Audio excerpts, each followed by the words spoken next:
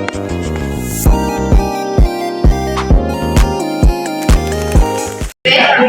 awali. Assalamualaikum warahmatullahi wabarakatuh. Waalaikumsalam. Dari kelompok 4 akan berapa tentang hidupnya kelompok. Nama saya Kera Sudah dari absen 13. Saya sering mengikuti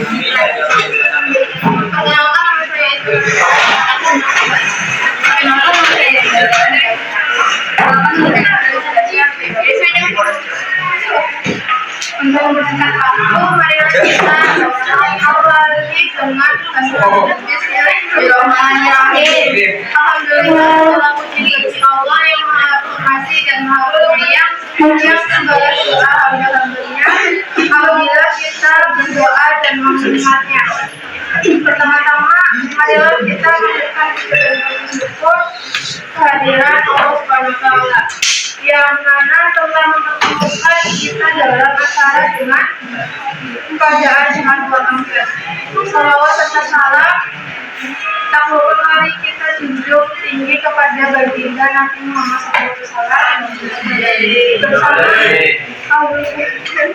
yang telah membawa kita dari zaman jahiliyah ke zaman yang terang benderang ini. Dalil kerinduan suhud kesenangan dunia hanya sebentar. Bismillahirrahmanirrahim.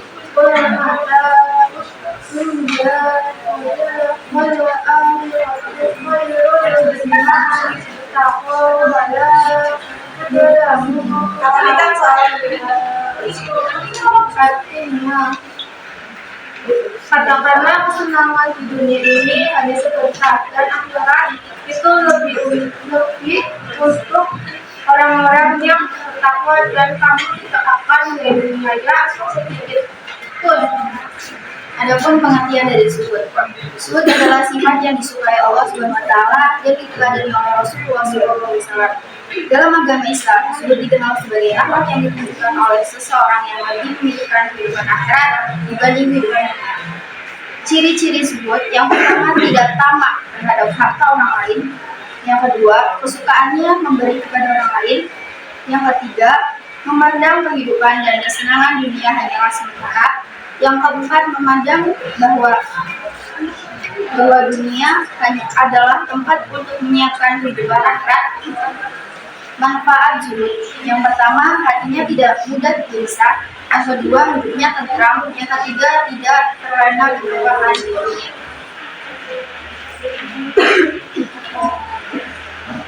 Hadis tentang zuhud.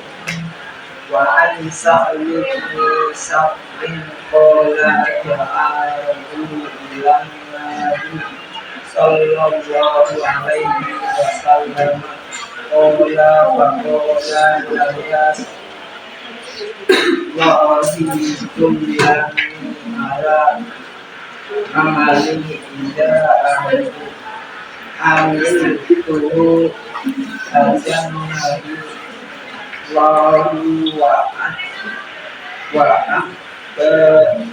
bernasib fakola isma fit dunya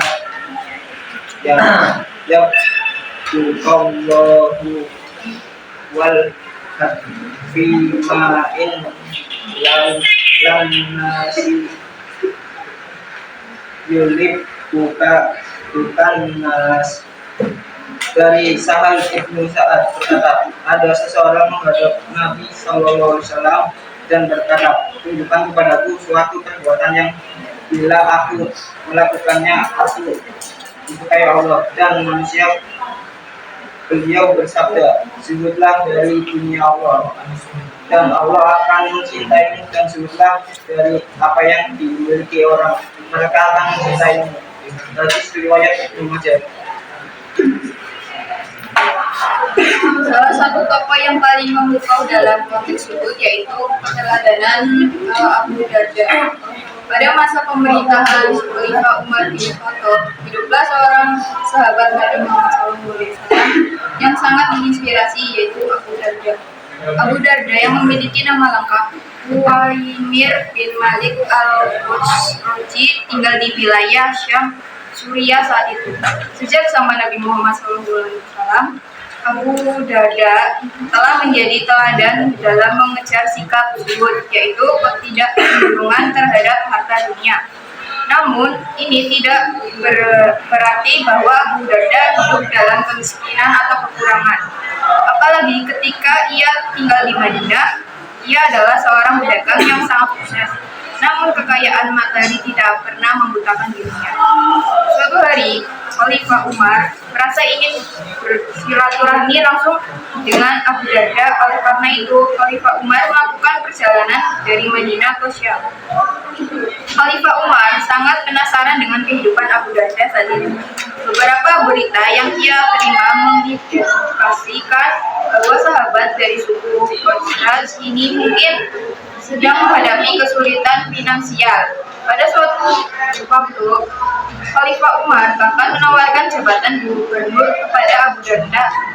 Ia berpikir bahwa gaji yang diterima sebagai seorang gubernur mungkin akan membantu memenuhi kebutuhan sehari-hari Abu Darda. Namun dengan tegas, Abu Darda menolak tawaran tersebut. Setelah menempuh perjalanan panjang, Khalifah Umar akhirnya tiba di Syam setelah beristirahat sejenak. Pemimpin kedua dalam Khulafaur Rasyidin ini memutuskan untuk mengunjungi Abu Darda, seperti yang telah diinformasikan oleh beberapa pengikutnya. Khalifah Umar sangat terkejut saat di rumah Abu Darda karena pintunya tidak dikunci dari luar. Rumah itu tampak gelap gulita. Khalifah Umar pun memanggil, "Assalamualaikum ya Abu Darda." Mendengar panggilan tersebut, Abu Darda dengan cepat menjawab salam. Setelah mengetahui bahwa ada tamu yang datang, Abu Darda dengan tulus mengundang Khalifah Umar untuk masuk. Ternyata tamu yang datang adalah sang khalifah, yang semakin membuat kisah ini penuh makna. Umar merasa terharu dan sekaligus prihatin menyaksikan keadaan sahabatnya itu. Namun ia menyadari bahwa Abu Darda hidup dalam kesulitannya. Ia telah hampir sepenuhnya meninggalkan segala pernak-pernik dunia, apalah lagi kemewahan duniawi. Mereka pun terlibat dalam pembicaraan yang serius. Mereka yang berbincang tentang persoalan agama, tentang negara, dan sebagainya. Banyak yang ditanyakan Umar kepada Abu Darda yang ilmunya bagaikan air di dalam samudera yang luas. Karena keadaan di dalam rumah gelap, keduanya tak bisa melihat permukaannya. Hanya suara mereka yang terdengar. Dalam keadaan itu, Umar pun penasaran dan kemudian meraba alas duduk Abu Darda.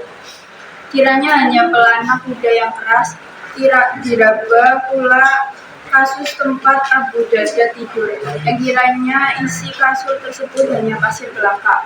Selain itu, Umar juga meraba selimut sahabatnya itu, dan ternyata hanya terbuat dari bahan-bahan tipis yang tak mencukupi untuk dipakai di musim dingin. Umar pun menarik nafas karena kagum terhadap kehidupan Abu Darda. Ia benar-benar muslim saleh yang sudah tak membutuhkan dunia ini. Semoga Allah melimpahkan rahmat-Nya kepada Anda. Maukah Anda bantu? Maukah Anda saya bantu? Maukah Anda saya kirimi sesuatu untuk melapangkan kehidupan Anda? Kata Umar. Abu Darda kemudian tersenyum sambil menjawab, "Ingatkah Anda, Umar, sebuah hadis yang disampaikan Rasulullah kepada kita?" "Hadis apa?" tanya Umar. Abu Darda menjawab, "Bukanlah Rasulullah telah bersabda, hendaklah puncak salah seorang kamu tentang dunia seperti perbekalan seorang pengendara, yaitu secukupnya dan seadanya." "Ya, saya ingat," kata Umar. "Nah, apa kini yang telah kita perbuat sepeninggal beliau?" tanya Abu Darda kepada Umar yang tengah menundukkan kepalanya. Ucapan Abu Darda benar-benar sangat menyentuh hati Umar. Terbayang kembali bagaimana kehidupan Rasulullah SAW pada saat beliau masih hidup di tengah kaum muslimin. Kemiskinan hidupnya hampir tak ada yang menyamainya. Semua tindakan Nabi terbayang kembali dengan jelas di peluk matanya. Akhirnya Umar tak kuasa lagi menahan gejolak jiwanya malam itu. Dia menangis terseduh diikuti Abu Darda. Maka kedua sahabat tersebut menangis penuh kesedihan. Jiwanya hancur luluh tak tercerahkan lagi. Semakin teringat kepada Rasulullah, makin pedih hatinya. Keduanya menangis sampai subuh. Dunia yang mereka pijak bagaikan tak terasa lagi. Sejarah mencatat bagaimana dahulu Abu Darda menyatakan keimanannya pertama kali. Memang dia tidak termasuk kalangan yang paling awal memeluk Islam. Namun begitu hidayah menyinari hatinya. Iman dan Islam itulah yang sangat disyukurinya. Sewaktu masih musyrik, Abu Darda memang memiliki beberapa kawan yang terlebih dahulu mualaf. Salah satunya Abdullah bin Rawahah, dan temannya itu seperti tak bosan-bosan mengajaknya beriman kepada risalah yang dibawa Rasulullah SAW. Namun Abu Darda kala itu tetap dengan kemusyrikannya. Setiap hari dia menyembah berhala yang diletakkan di salah satu kamar rumahnya. Tiap hari pula berhala itu dibersihkan dan diberi wewangian. Kesadaran baru muncul tatkala pada suatu hari Abu Darda menemukan berhalanya itu hancur berkeping-keping karena dikapak oleh teman akrabnya sendiri. Abdullah bin Rawaha secara diam-diam, semula dia sangat ramah, tapi di ujung marahnya kesadarannya muncul. Seandainya berhala itu benar Tuhan, tentu dia sanggup membela dirinya sendiri. Ditemani Abdullah bin Rawaha, Abu Darda segera menemui Nabi SAW dan masuk Islam. Semoga selama senat ini bermanfaat bagi kita semua. Marilah kita sama-sama meningkatkan ketakwaan kepada Allah dan memperbanyak amal kebaikan. Jazakumullah khairan wa barakallahu fikum. Wabillahi taufiq wal hidayah. Assalamualaikum warahmatullahi wabarakatuh. Waalaikumsalam warahmatullahi wabarakatuh.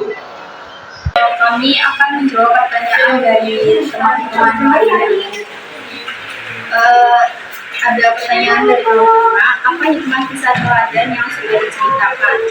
Jadi hikmah dari kisah Abu Darda ini yang pertama meningkatkan kesalehan berjamaah, jadi bukan saleh sendiri, lalu lebih mementingkan kehidupan akhirat daripada dunia. Dan dari kelompok 2 pertanyaannya, bagaimana posisi disebut dalam tasawuf?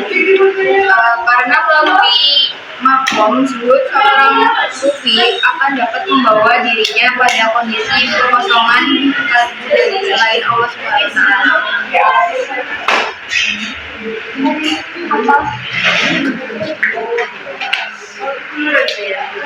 Soal yang ketiga dari kelompok 3, bagaimana cara mengetahui seseorang memiliki sifat zuhud? Yang pertama itu tidak tamak terhadap harta orang lain. Kedua, kesukaannya memberi kepada orang lain. Ketiga, memandang kehidupan dan kesenangan dunia hanyalah sementara. Yang keempat, memandang bahwa dunia adalah tempat untuk menyiapkan kehidupan akhirat. Pertanyaan terakhir dari kelompok 1, apakah kita selalu menerapkan sifat zuhud dalam kehidupan dunia? Maka orang yang bersikap zuhud terhadap dunia akan merasa lebih tenang. Dia tidak takut kehilangan sesuatu dan tidak mengalami euforia karena mendapatkan sesuatu. Sebab dia meyakini bahwa apa yang menjadi dirinya tidak akan hilang dari dia.